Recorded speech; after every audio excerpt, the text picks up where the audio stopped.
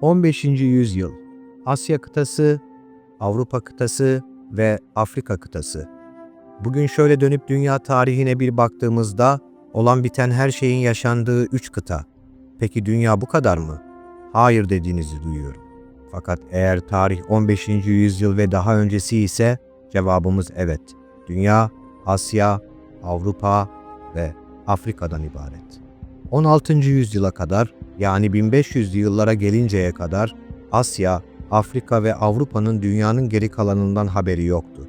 Çünkü dünyanın geri kalanı okyanusların ötesindeydi ve okyanuslar daha önce aşılamamıştı. Şimdi Avrupalıların yeni adalar, deniz yolları ve kıtalar keşfettikleri coğrafi keşifler dönemine bakalım.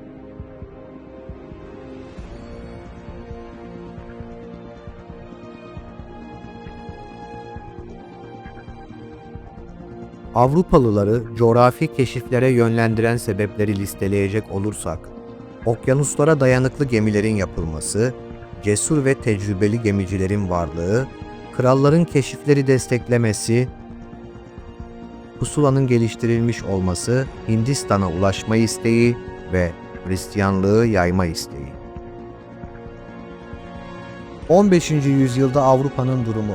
Dönemin Avrupa'sında Kutsal Roma Germen İmparatorluğu, Büyük Britanya, İspanya, Fransa, Portekiz, Polonya ve Macaristan büyük güçler olarak ön plana çıkmaktadır.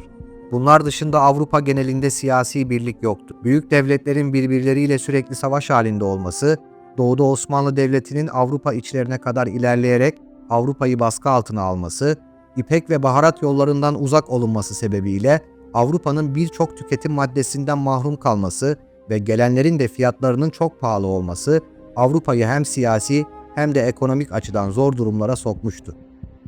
Biraz önce sıraladığımız coğrafi keşiflerin sebepleri arasından en önemlisi Asya'nın zenginliklerine, özellikle Hindistan'a ulaşma isteğidir.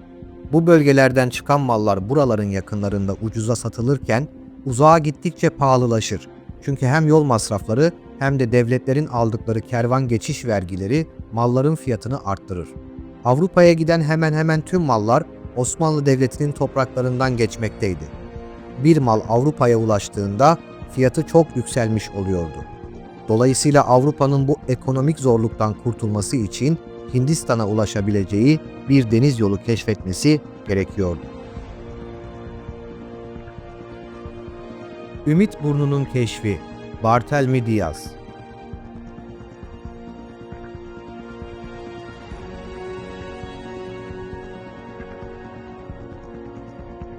Diaz, 1486 yılında Portekiz Kralı II. João'dan gizli bir görev alır. Görev, Afrika kıtasının en ucuna ulaşmak, eğer mümkünse oradan da Hindistan'a ulaşmak. Kendisine verilen 3 gemilik filo ile Afrika kıyıları boyunca ilerleyen Barthélemy Diaz, hiçbir Portekizlinin daha önce gitmediği kadar güneye giderek 1488 yılında Ümit Burnu'na ulaşır.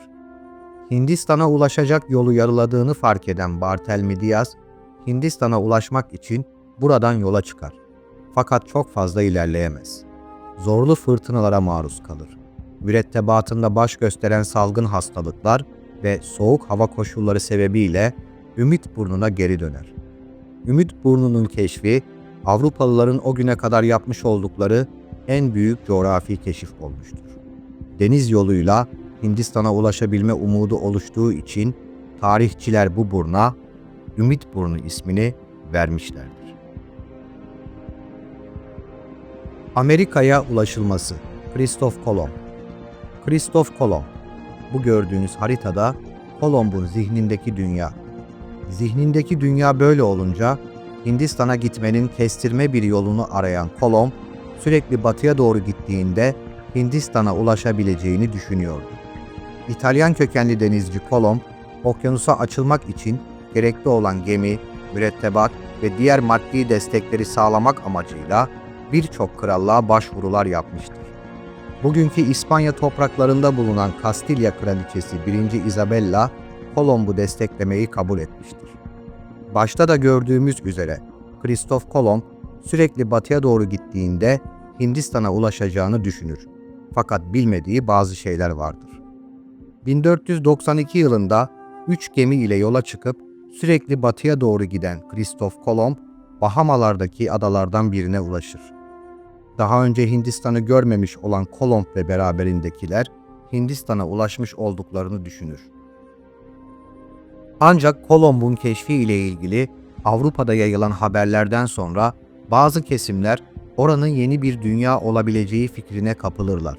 Zira bu fikirler de doğrudur. Bugün Amerika kıtasında bulunan Kolombiya ülkesinin adı ve ABD'de bulunan Kolumbiya eyaletinin adı Kristof Kolomb'dan gelir.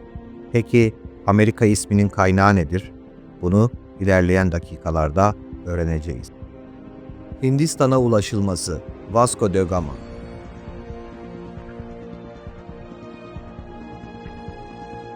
Hem Barthélemy Diaz'ın hem Kristof Kolomb'un okyanusa açılmalarındaki temel amaç Hindistan'a ulaşmaktır. Barthélemy Diaz bu işi yarısına kadar yapmışken Kristof Kolomb Amerika kıtasını keşfeder. Fakat bunun farkına varamadan ölür. Yine Portekizli bir denizci olan Vasco da Gama, Hindistan'a güneyden gidilebileceğini düşünerek 1497 yılında yola çıkar. Oldukça zorlu bir yolculukla Afrika kıyılarını dolaşan Vasco da Gama, 1498 yılında Hindistan'a ulaşır. Bu, Avrupa tarihindeki en popüler keşif olur. Çünkü artık Asya kıtasının zenginlikleri deniz yolu ile direkt olarak Avrupa'ya taşınmaya başlar. Böylece Avrupa'nın ipek ve baharat yollarına olan bağımlılığı ortadan kalkar ve Avrupa toplumlarının refah düzeyleri artar. Yeni kıtanın ilanı Amerigo Vespucci. Bir rivayete göre Amerigo Vespucci 1497 yılında Amerika kıtasının güney kıyılarını dolaşır ve Avrupa'ya gönderdiği mektuplarda buranın yeni bir kıta olduğundan söz eder. Fakat günümüz tarihçilerinin çoğu Amerigo Vespucci'nin 1497 yılında Amerika kıtasına gitmediğini ve mektupların ona ait olmadığını düşünmektedir. Doğruluğu kesin olan ise 1501 yılında Portekiz'den yola çıkan Amerigo Vespucci aynı yıl Amerika kıyılarına ulaşır ve buranın Asya kıtası değil yeni bir kıta olduğunu ilan eder. Bu haber kısa sürede tüm Avrupa'da yayılır. Böylece Amerika kıtasının yollarını açan ve bu kıtaya ilk ulaşan denizci Kristof Kolomb olurken bu toprakların yeni bir dünya olduğunu fark eden ve bunu ilan eden Amerigo Vespucci olur. 1507 yılında bu yeni dünyaya Amerika ismi verilir. Dünyanın dolaşılması Magellan ve Delcano. 1519 yılına gelindiğinde dünyada birçok ada, deniz yolu ve kıta keşfedilmişti. Avrupalı denizcilerin ve bilginlerinin tamamına yakını ve halkın bir kısmı dünyanın yuvarlak olduğuna kanaat etmişlerdi. Fakat bu bilgi kesin olarak görülmez, kilise halen dünyanın düz olduğunu iddia eder ve buna karşı gelenleri dinsizlikle suçlar. Dünyanın yuvarlak olduğunu kesin olarak ispat etmek isteyen denizci Ferdinand Magellan, 1519 yılında İspanya'nın Sevilla kıyısından 5 gemi ile yolculuğa koyulur. Oldukça zorlu olan bu yolculukta Amerika'nın en güney ucunu geçen Magellan, 2 yıl süren yolculuğun ardından 1521 yılında mürettebatı ile birlikte Güneydoğu Asya'daki Filipin adalarına kadar ulaşır. Magellan, Filipinler'deki yerli halk ile giriştiği bir savaşta öldürülür. Magellan'ın yardımcısı Delcano, yolculuğun kaptanlığını devralır.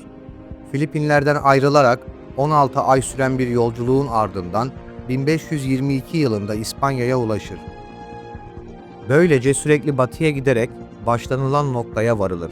Bu da dünyanın yuvarlak olduğunun kesin ispatı olur. Dünyanın yuvarlak olduğu kesin olarak ispat edilince halkın kiliseye duyduğu güven de azalmaya başlar. Coğrafi keşiflerin sonuçları. İlerleyen yüzyıllarda dünyanın dört bir yanında yeni keşifler yapılmıştır. Coğrafi keşiflerin Avrupa açısından sonuçları şöyle olmuştur. Hindistan'dan ve diğer Asya bölgelerinden deniz yolu ile direkt getirilen ürünler ucuz fiyatlarla Avrupa pazarlarına sokulmuştur. İnsanların alım gücü artmıştır.